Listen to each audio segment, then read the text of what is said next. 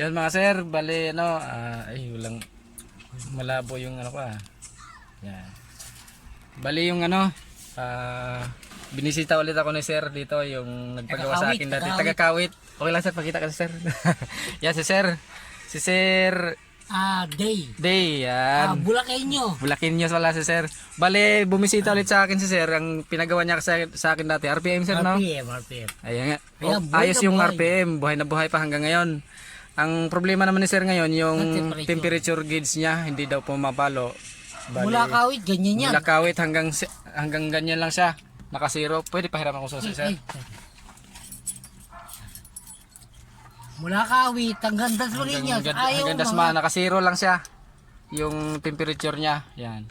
I-on ko yung sasakyan. Yan. Naka-on yung sasakyan mga sir. Yan. Pero hindi pumalo yung ano, yung temperature. Normal naman yan Ngayon, nakita ko yung problema. Akala ni sir, magbukas pa kami ng dashboard.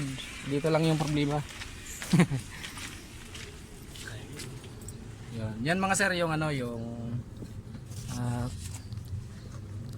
tawag nun, temperature sending unit niya. Yan. Tanggal yung wire yun doon sa likod. Doon sa dulo yung connection niya, yung socket yun. Doon nakalagay. Yan. Ewan ko kung kita nyo mga sir.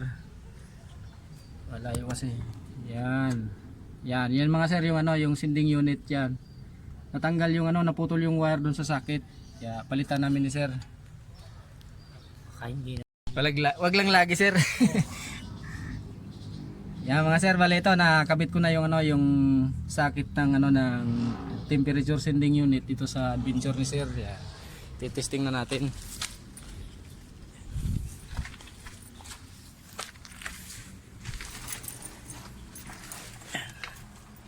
Sana wag ako mapahiya kay sir. Yan. Yun mga sir. Yan, tumaas na, pumalo na. Yan. Yung problema lang yung ano, naputol yung wire dun sa socket ng sending unit. Yan, start natin. Ayos na sir, yung ano, yung temperature unit ay temperature gauge mo. Yan. Yun lang. Akala ni sir magbaklas pa kami ng panel gauge hindi na kasi nakita ko naman kagad kanina nung pagdating ni sir. Yung nakatanggal lang yung wire na putol doon sa mismong socket ng ano, sending unit. Ayan. Ayos na, naikabit ko na doon.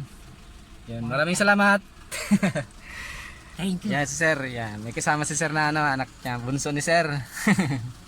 Thank you.